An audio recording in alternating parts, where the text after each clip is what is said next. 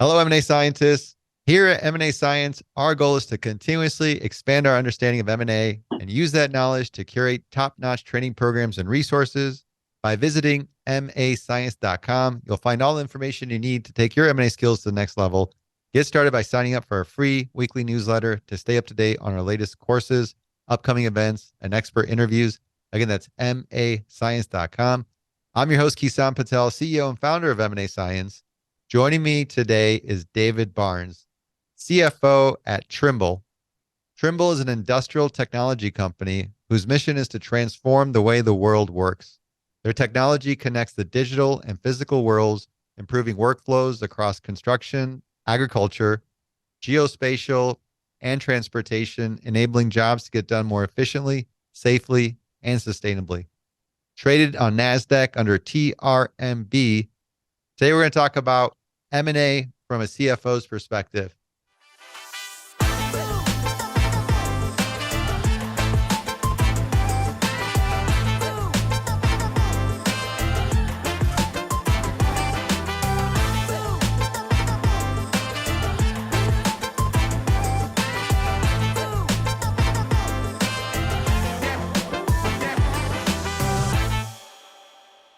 David, how are you doing today? I'm good. Thank you for having me.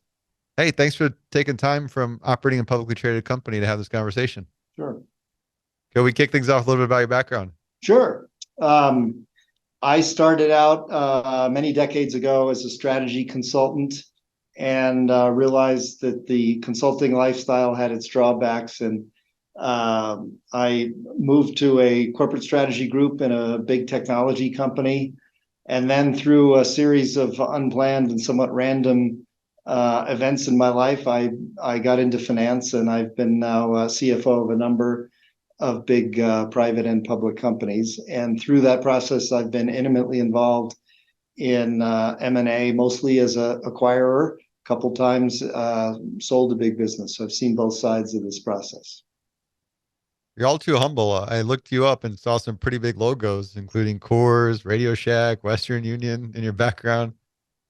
And today you're operating, I can't count how many digits you have today in your market cap, but it's well over 10 billion. I So looked yesterday we were 13 billion. The market's down, but yeah, we're a big company. I joined not long before COVID, and so we managed through COVID. In the middle of that process, we were added to the S&P 500, which brings the company a whole higher level profile. So it's been a really interesting time here.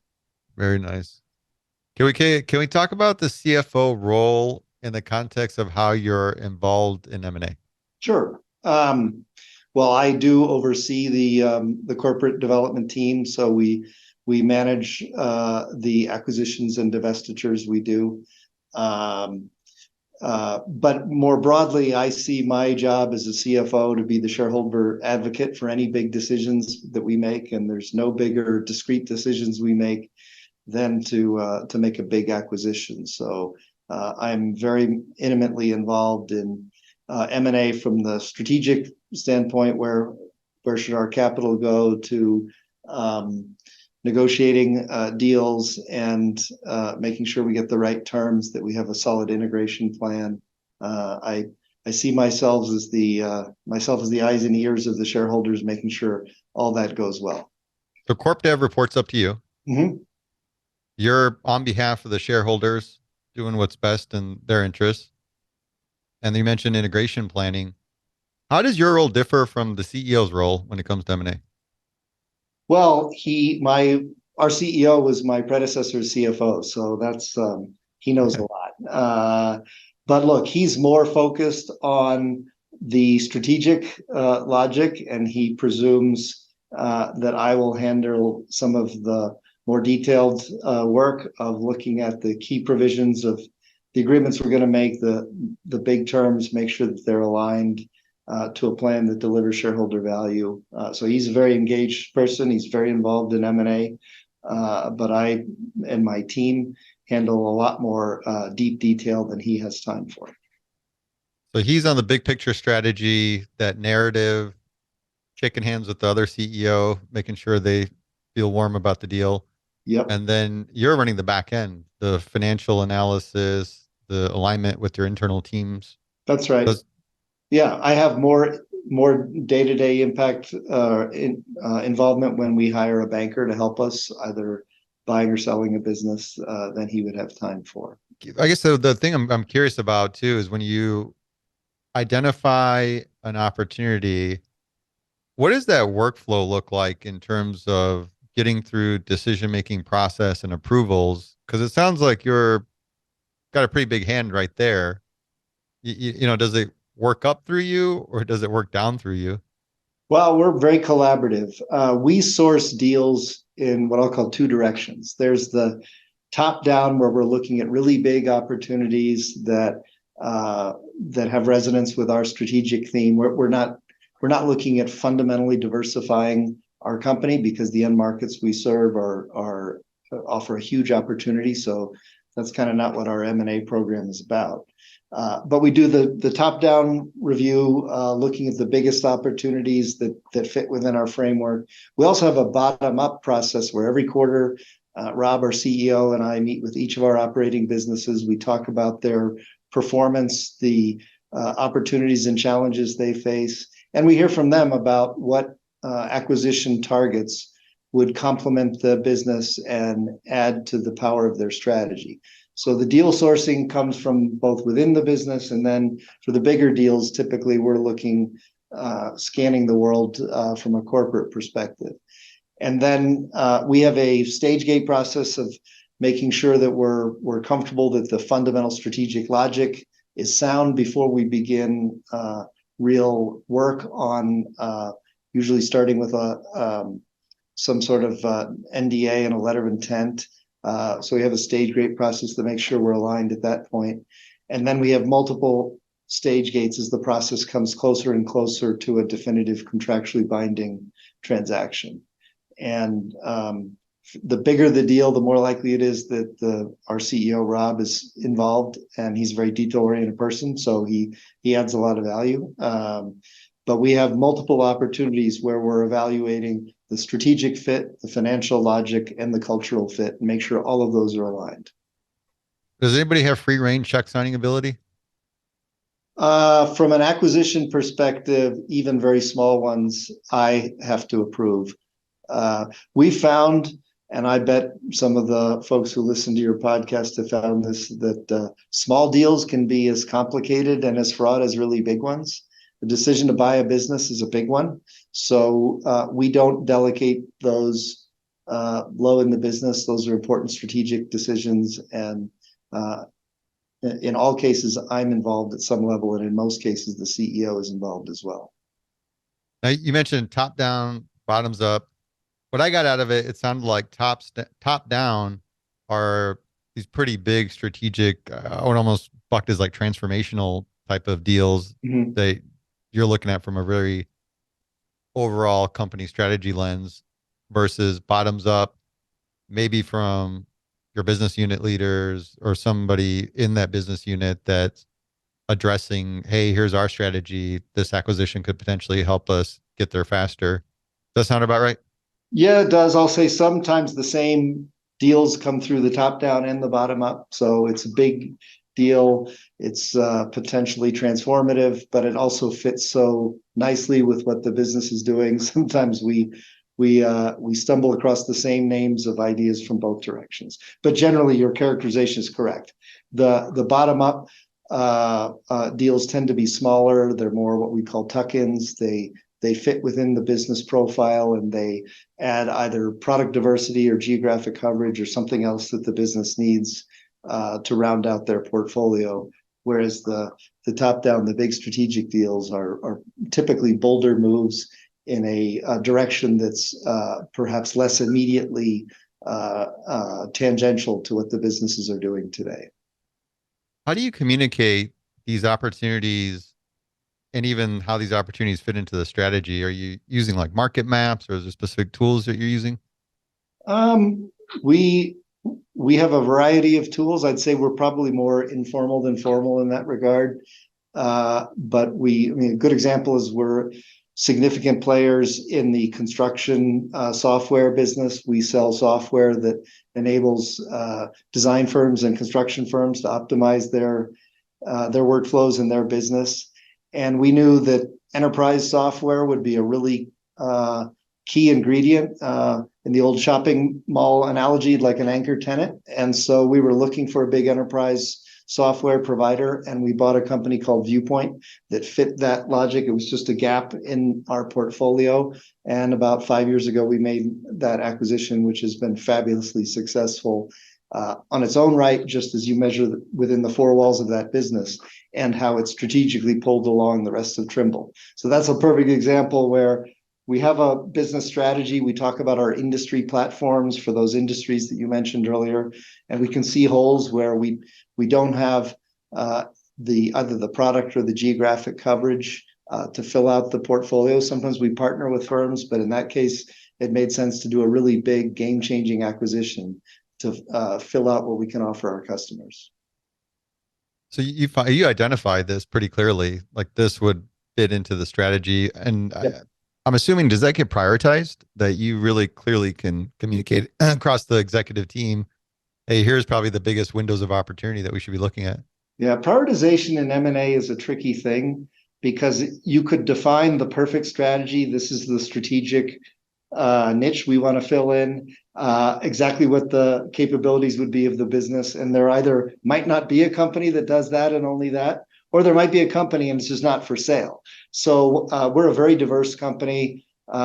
We operate, as you mentioned, in construction, agriculture, geospatial, transportation, and it's a tough one to figure out, prioritize them when they're not all available at the same time. And we're very careful about our use of capital. One of the principles that we're very focused on is retaining our access to the investment grade debt markets. There's a number of reasons why that's important. And so we do have situations where making a big deal, and we actually just closed a few months ago on a very big deal, the biggest one in Trimble's history. Doing that meant we wouldn't be able to do other things. Now we scanned the universe as we got closer to that being a real idea, and we decided there was nothing really strategically compelling, a must-have asset that we wouldn't have access to because we made that investment. Now we're in the process of integrating that company and delevering so that we can be open the next time a really compelling big deal comes. But it's sort of a four-dimensional challenge, you could say, with time being one of the dimensions, where you've got to figure out how you optimize and use the capital you have to strategically enhance the company, and which bets you make when. So it's kind of like a tricky version of chess. Yeah. You got a lot more discipline than I do. I feel like I'm just a bargain hunter all around looking for fire sales. Well, there's an element, there's the strategic and the tactical come together. We are very focused on our strategy, which has evolved over the years. We talk in our mission about transforming the way the world works, and the end markets that we serve are underserved by technology, and the technology is very sort of siloed. The data doesn't work together. So we have this very high level of purpose that we're going to make construction and transportation and agriculture more efficient, safer, more productive, greener, all those things that you mentioned earlier. So that purpose guides us, and we're looking for the biggest ideas that can accelerate our progress toward that vision. And inorganic growth through M&A is a big part of how we have grown. And so there's a tactical element of looking for good deals, but we're really principally focused on strategy. We're not bargain hunters. In fact, we divest a lot of businesses, including businesses which in their own right are good, but which don't either benefit from or contribute to our strategy. So we're constantly reevaluating our portfolio, and we're allocating our capital, which is our money and our management time, to those opportunities that really drive the momentum behind the strategy. That's kind of how we think about it. You'll have to call me next time you're looking to sell. Not that I'm looking for a bargain here, David, but It's interesting you mentioned we sold 5% of the revenue of the company last year. Again, those were good businesses, but they just we weren't the right owner for them. So that's kind of how we think about it. I want to get into the nitty gritty part of being a CFO because I'm always curious around how do you balance the allocation of budgets when it comes to M&A? Because you obviously got your operating budgets for running the company. Is it defined that, hey, we're going to allocate this much for inorganic opportunities when you get these really big deals? How do you sort of piecemeal capital together as needed? Like, how do you think through that stuff year Well, by year? so here's a framework, and I'll say it can be a moving dynamic. There's what I'll call internal capital allocation within our operating budgets, how we spend uh, our money and our time on our organic growth, the business as it exists now. And we have a very diverse business. Everyone's got a good idea of what they want to spend time and money on. And if we tried to do it all, it wouldn't work. So big part of my job is, I'll call it internal capital allocation. Where are we going to put our bets to drive our business? And my filter there is how much does your good idea drive the strategy of these connected solutions that transform the way our end markets work? So that's sort of one challenge, is our internal capital allocation. Then what I'll call external capital allocation is all about how we take the cash flow that we generate as a business, and we're a good cash generator, and do we put it to acquisitions or share repurchases? We don't pay a dividend today. And there's a balance there. It's hard to write a formula that you follow. We believe our highest and best purpose is driving growth and applying technology more thoughtfully and more wholly to connect all these solutions that our end markets need. So effective M&A growth is our number one capital allocation priority for our external capital. We have used funds to buy back shares to offset the dilution from our equity compensation programs. And we've been somewhat opportunistic when the share price was lower versus higher. So that's a judgment call. Right now, we just made the biggest acquisition in Trimble's history, a company called Transporeon. We're very focused now on delevering.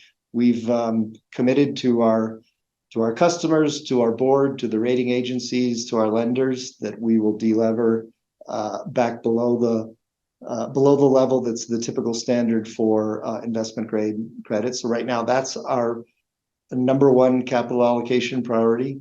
As we progress in that direction, and we are progressing, we will once again open the door to other capital allocation priorities. And the number one will be, if there's a compelling business that we add value to, that adds value to us, that really drives our strategy, we'll be back in the M&A game when that happens. You just introduced a lot of financial knobs here, mentioning buying down debt and then also repurchasing stocks.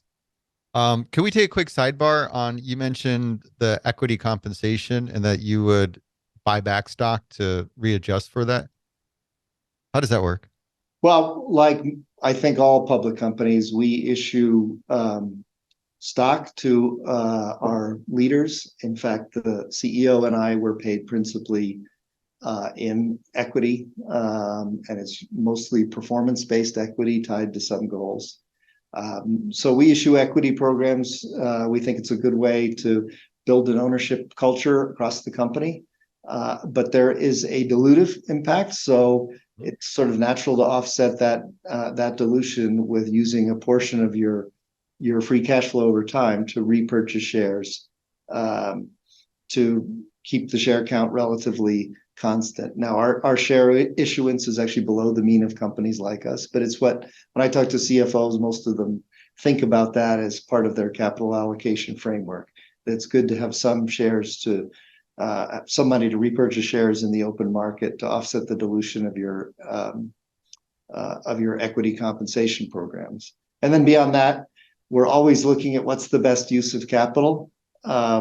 We think we're in a growing business. The markets we serve are underpenetrated by technology. So our first instinct is to use that cash to add to our strategic power.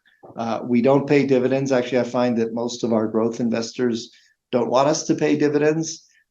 Share repurchase is a good way, a very flexible way to use excess cash available to send it back to shareholders and yet keep the flexibility to be able to make good deals when they come your way. So that's kind of how we think about it.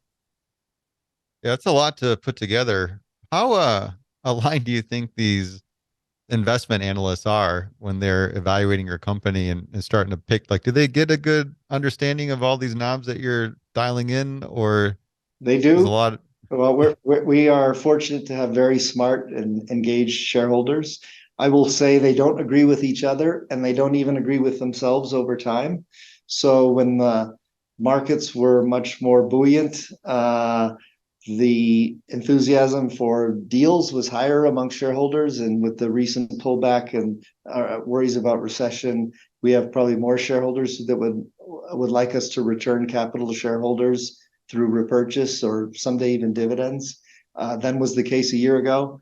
But look, they all ask us about it. I mean, our shareholders would say my job and our CEO's job right at the top of the list is being capital allocators.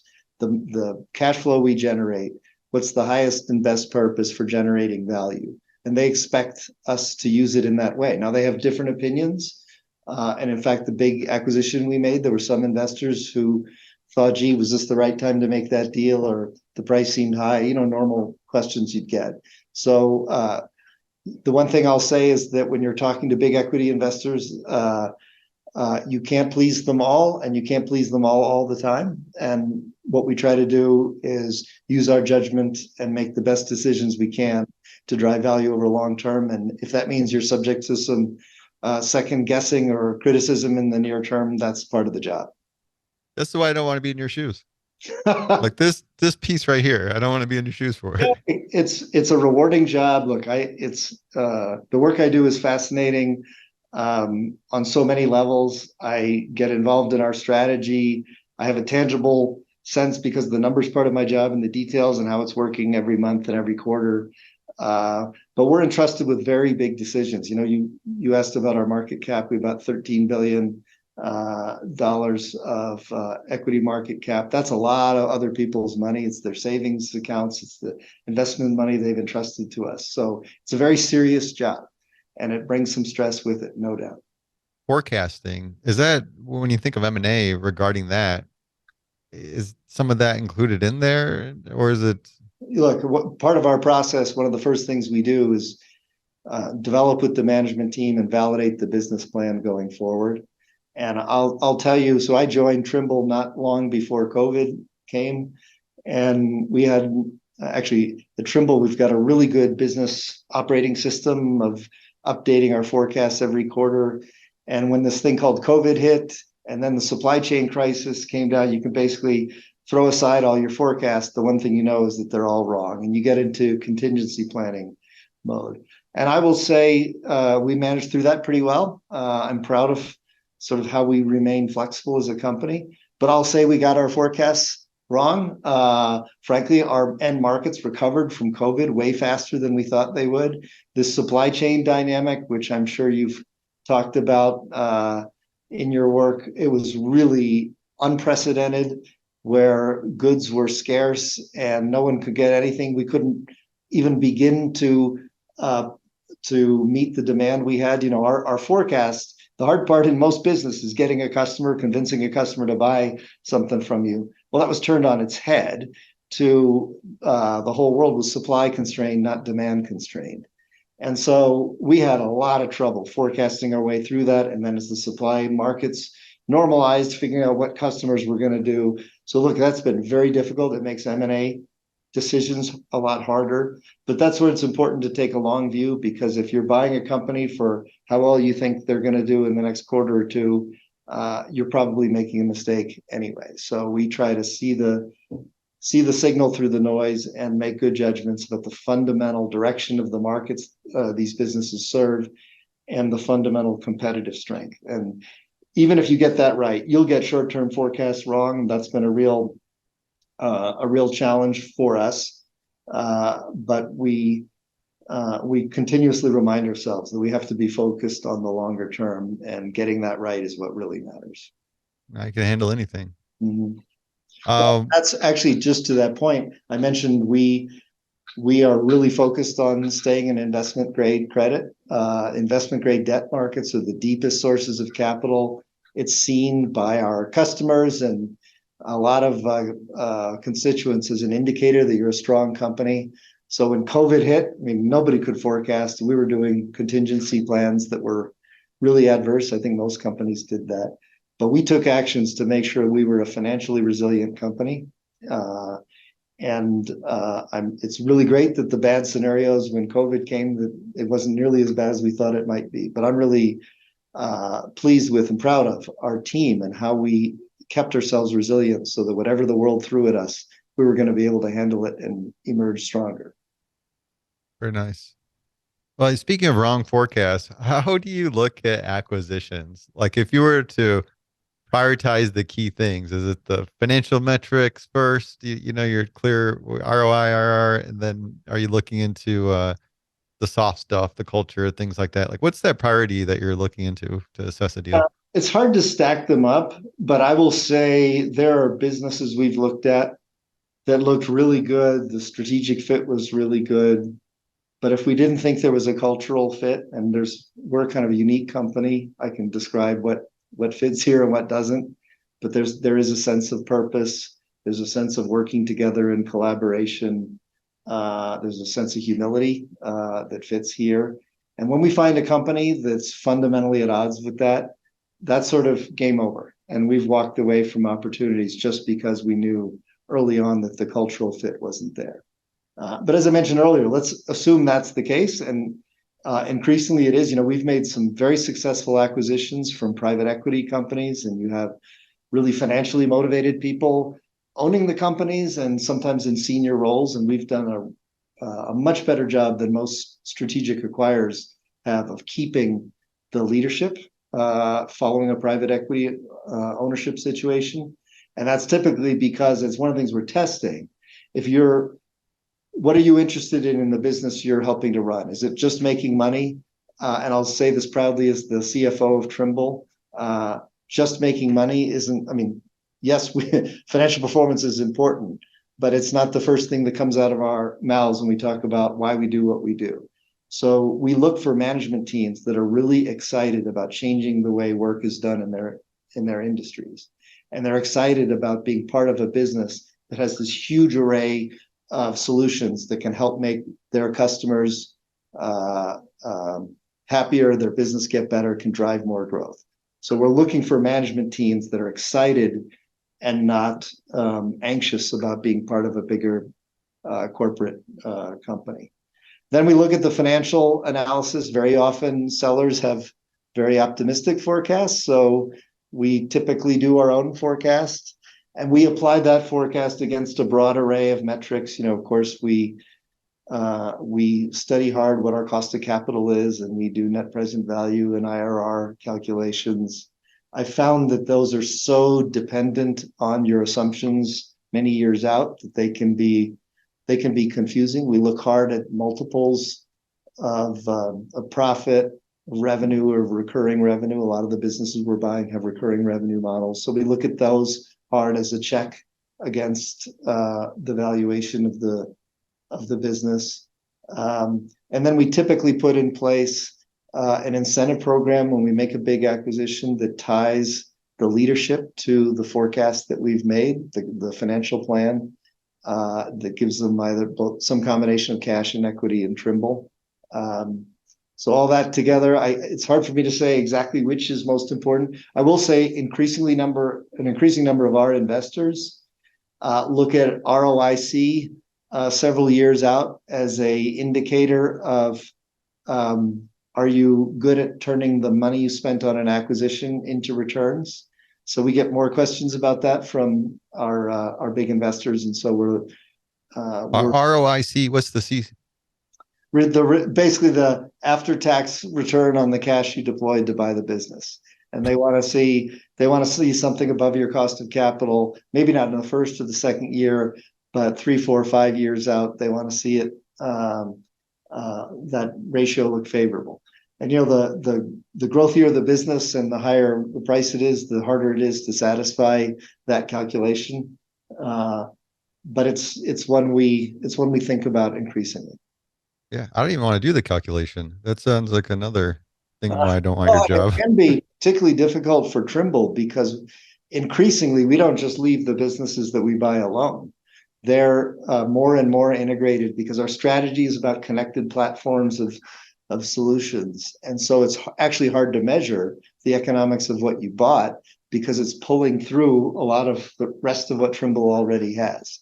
So the measure is imperfect, but we don't dismiss it either. It's one way to think about the kind of returns you've generated from making a big deal.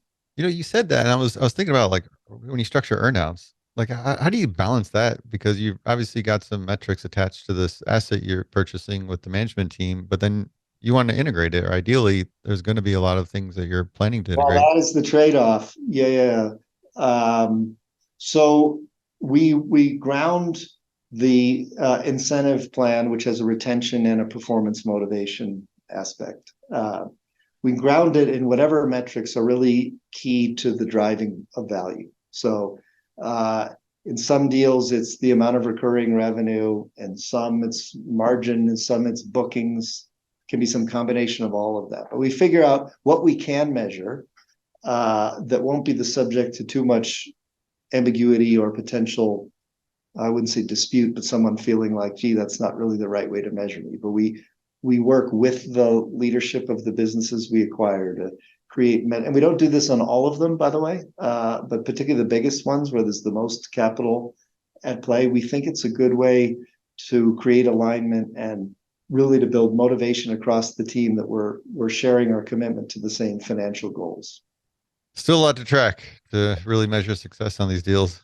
And when you set these plans in place, there's always some judgment factor. Certainly, we made a bunch of acquisitions, and then COVID hit. Nobody had COVID in their forecasts, and that did disrupt our business. I think it disrupted every business. So you have to have the trust of the leadership of the companies that you buy. You have to earn that trust. And sometimes where the original goal didn't make sense, we've changed the goal to make it equally motivating for the company and for those employees. So that's part of how we make it work. Now, you made a big emphasis about culture, and I want to beat that up a little bit because how do you understand a company's culture? Because we run through a process pretty quick, right? You're going to do some initial diligence and get to LOI, especially if it's a competitive situation. Yeah. And how do you get to a point when you said, "Hey, I got to really understand this culture to have confidence that we put in this LOI on the table"? What is that based off of? Most of the deals we do are not in a formal competitive process. That's a good start. Yeah. So these are often companies that we had some commercial relationship with and we know a lot about them. So that's an easier problem to solve. So if they're already a partner, you have a pretty good sense of what that culture Yeah. is like, and you already know right away, like, nah, we're not going to touch them. Right. But look, we've bought a couple businesses. The deal I just mentioned, the really big one that closed earlier this year, was private equity owned and sold through a process. But this is something our CEO does not delegate. So he spent a lot of time with the team. And if the process was designed to prevent us from getting a sense of the culture, we would pass. We wouldn't engage because it is so important. But you talk to people about your business, you can sense their enthusiasm for what we're excited about, which is really changing the way our customers do their work. We typically get time outside the formal business agenda to talk about values and how people are treated and how the community is treated. And it's worked well enough that we found cases where, gee, that may be a good business, but it doesn't fit at Trimble. Do you get a good sense of that from speaking with the management team alone versus having to really click down and Yeah, hire some special diligence person to send a bunch of surveys and things like that? it would be nicer to work deeply in the organization. We have employed consultants who sort of survey customers, and you get a sense of how companies treat their customers. That's a pretty strong indicator. I will say the business we just bought, we got meaningful time with the senior leaders of the business, and enough time that we were confident that we have a shared approach. It's close enough. It's a company based in Germany, and I will say we closed the business in April, and I'm pleased to say that the sense we got, the trust that we've put in that team has been rewarded, and I think vice versa. We're all really excited about working together. So yeah, look, in a formal process with a real time constraint, there are limitations to how much you can know about the business. But I think we're pretty good at this. We've made 67 acquisitions over the last 10 years. So we've done it enough that we kind of know what to look for and how to look for it. That's the experience speaks for it all. Well, can we talk about the integration part and again, the CFO perspective? Because this is something I've noticed when we look at organizations that maybe like are really, really early and they don't plan anything for integration budgeting. And then all of a sudden, as they mature, they really take it a lot more seriously. As a company at your stage, you probably have a pretty mature methodology in how you budget for integration. Can you talk me through that? Sure. The first thing I'll say is that it's the pace and the level of integration has got to be driven by the strategy. And it's not that more integration is better or worse. There are businesses where a lot of integration is absolutely needed right from the beginning. And there's other situations where it might make sense to leave the businesses more alone. Historically in Trimble, we were managed principally as a collection of individual business units where the collaboration between them was sort of light and was opportunistic.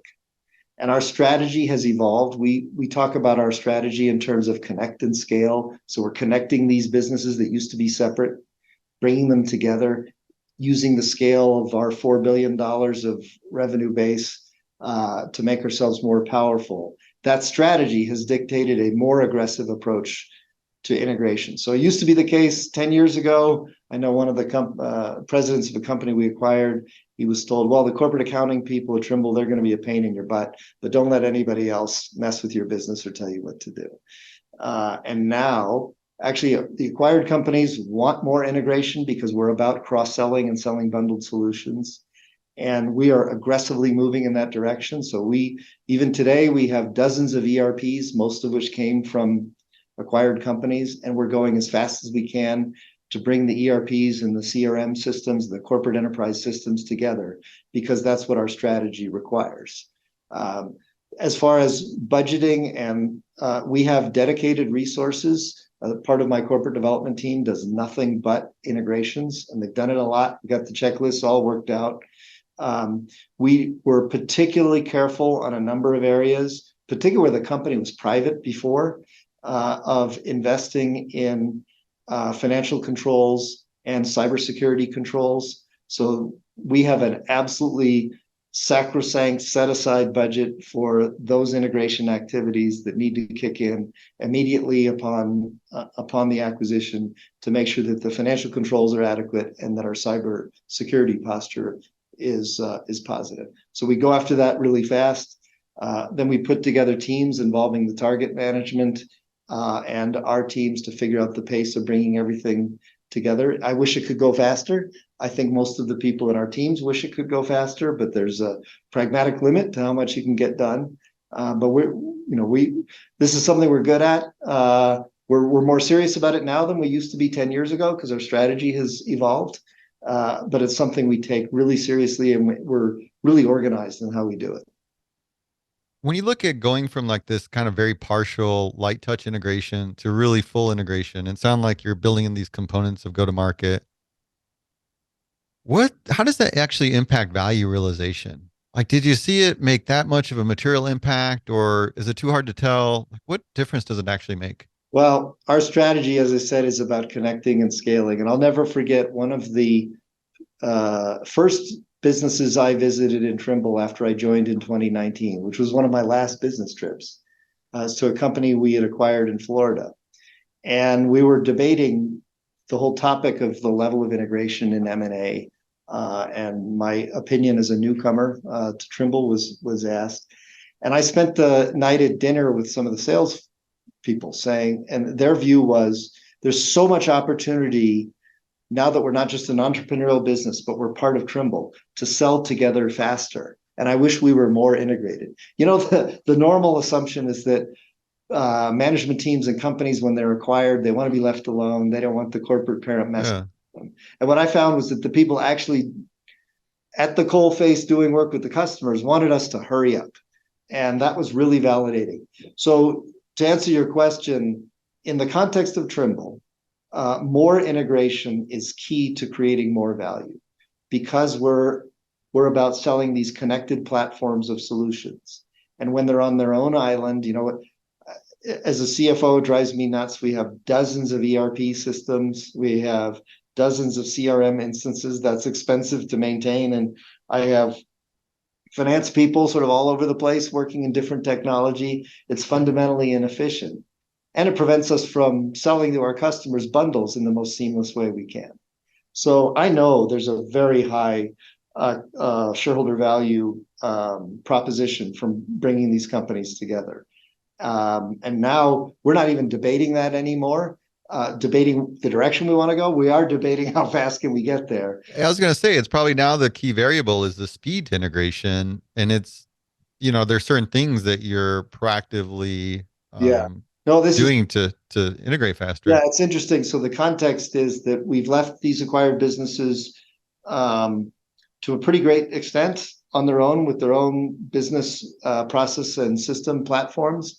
And we're aggressively investing in bringing them together. In fact, we just went live a few weeks ago with a big implementation where we're taking all these disparate systems for our North American construction software companies, some of which were acquired 5, 6, 7 years ago, and pulling them all together. And that's really taxed our information technology teams. So when we make a big acquisition, our ability, the pace at which we can integrate those new businesses is slowed down somewhat because we have so much to do even today, integrating what we've acquired over the last few years. But we're excited about it. We're going to get to it. This will make us a more scalable, more efficient business to work in. Will be much more customer friendly for customers that want all these solutions connected in a way that adds value to them. So it's hard work. We have a lot going on, but I know that the direction we're going, all the validation we get from our customers, from the employees of our acquired companies, it's just reinforcing that we're going the right direction. Yeah, it's you got a really good mindset around this. It's not all pre-deal. You're investing a lot post-deal. Oh yeah, absolutely. No, look, it's easy. I say it's easy to buy a company. It's hard to make an acquisition work. And the success that can come from that hard work when you do it right is really compelling. So we have a party typically when we do a deal, but we like having the bigger parties when we've really achieved success for our shareholders and our customers, and that takes longer. Biggest lessons learned from M&A for the next CFO is going to work on M&A, wherever you want to take it. Yeah, I'll say in some ways the financing part is the easiest part. The valuation, you can look at comparable transactions and trading multiples.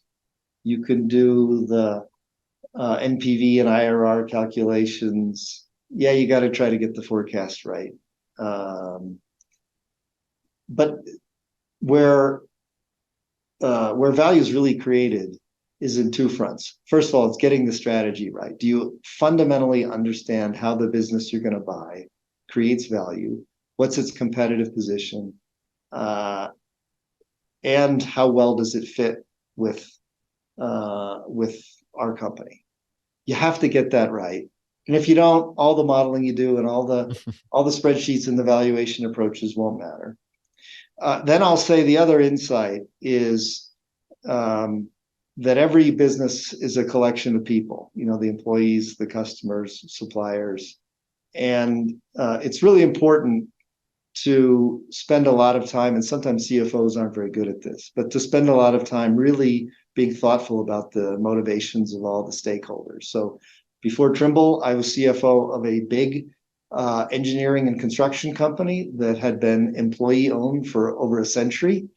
And that's a consolidating industry. And there was a very strong financial logic why not being an employee-owned company was a good idea.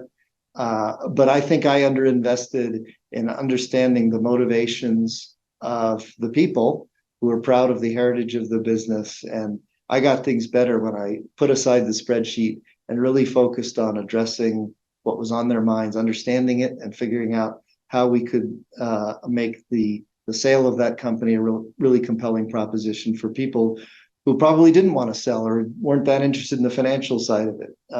So I think that's where CFOs, if you're driving the M&A process, you really got to think about the softer side, the motivation of the various stakeholders, and make sure you get that right. Much more than the numbers. Yeah.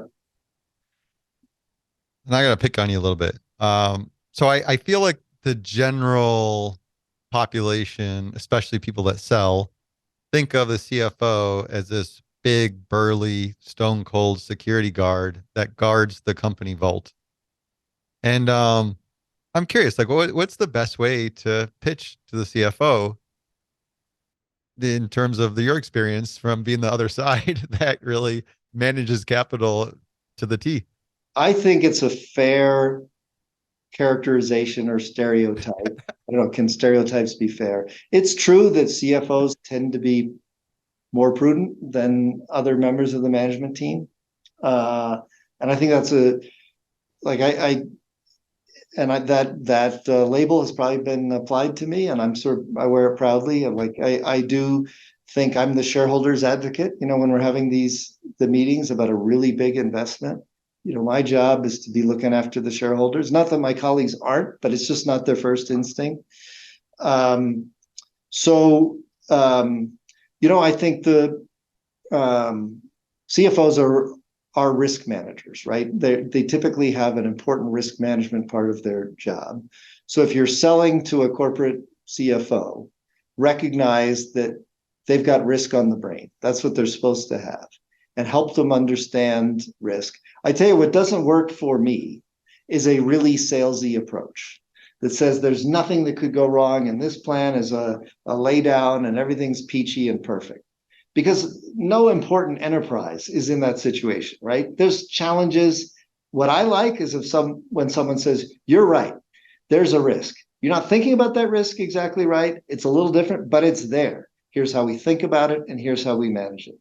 To me, that person, whether it's an investment banker or a CEO of a target company, when they can talk confidently about the risks and challenges, that actually reassures me that we're getting the straight story, that we really do. No big deal, no big business decision is without risk, right? And if you want to avoid risk, your enterprise will shrink. And sometimes avoiding risk is ironically the riskiest decision of them all. So I get that we need to take risks, but I want to understand them, and I want to make sure that the people who are working with me acknowledge the risks and are also thoughtful about them and how to manage them well. That is gold. That's what it comes down to, is beyond the story of the hockey stick going up and to the right. Yeah. It is about where those challenges are. And every forecast I've been given, every forecast I've created is wrong. Particularly in this very dynamic and volatile world. The best way to think about any investment is there's a range of possible outcomes, and how do you handicap the better and the worst ones, and how do you manage through them? That's the job of leadership in business today, and I think you just have to embrace it. And I think most CFOs just bring their own particular lens to that process, and that's good. That's what they should be doing. That's very on point. David, what's the craziest thing you've seen in M&A? I'm pleased to tell you I haven't seen anything that I feel is crazy. People say that they haven't done M&A is a saying, but I'm just kidding. I mean, look, I think I've avoided a couple situations that might have felt crazy, and that cultural fit. If you can't trust people, then it doesn't matter all the audits and all the due diligence work you do. If the people you're dealing with on the other side of the table, whether you're a seller or a buyer, if they're not honest and trustworthy, then you're in trouble. And I have been both the seller and the buyer. And so this won't answer your question, but I think the most maybe surprising thing is how fundamentally we're all alike. I've done business all over the world and different cultural contexts. And most of the people who are really committed to the business they're working in are honest and are straightforward. I'll say it can be more complicated when you have people who are very meaningfully compensated on the transaction. So that's where I've encountered more situations, not too many, but where I thought, are they telling me the truth? Can I trust them? And if I figured out I can't trust them, I just ignore it. But I would say most of us we're committed to the same kinds of things. We want to be part of a company that's doing something worthwhile and interesting, that's financially successful, that's a good citizen, it's a good employer. Most of us want to grow, and so we can debate around the edges. But I'd say that's, I'm an old man. I've done this a long time. I think if you spend too much time watching the news or reading Twitter, you convince yourself that everyone's angry with each other and untrustworthy, and that just hasn't been my experience. Do you have an example when there was a lot of money at stake that may have changed some behaviors? A long time ago, not at Trimble, long before Trimble, I was involved in an acquisition where the sell side banker, who was going to get a very big check, I had reason to believe that he was untrustworthy. And the answer at the end of the day was just hide him from me. Like we had our own bankers and he could talk to the banker, but literally I wouldn't be in a meeting with him because I knew he just, in fact, if he said the sky was blue, I would pretty much assume it wasn't blue. So that was one example where, and we ended up doing the deal. He was a disruptive influence. If he'd been in management, we wouldn't have bought the company. Wow. So yeah, I guess that was a negative experience, but I think we managed around it. That's interesting, though, that even the culture to the banker that you're hiring could make an impact, an impression. I should say I've worked with a lot of great bankers, and we, I believe a good banker can be an incredibly important partner to a CFO, whether on the buy side or the sell side. They bring analytical rigor, skills. It's just so important that you have that sense of trust, that you're both aligned with driving value, shareholder value, and doing the right thing for the other stakeholders. And the best bankers do that, but not all of them do. Absolutely. The far and few are the best ones out there. That's right. Yeah. Find them, hang on to them. Absolutely. David, this has been great. Thank you so much for taking the time to have this conversation. Every conversation helps me become a better M&A scientist here. Good. And those of you still with us, thank you. Until next time, here's to the deal. Yeah. Thanks, everybody.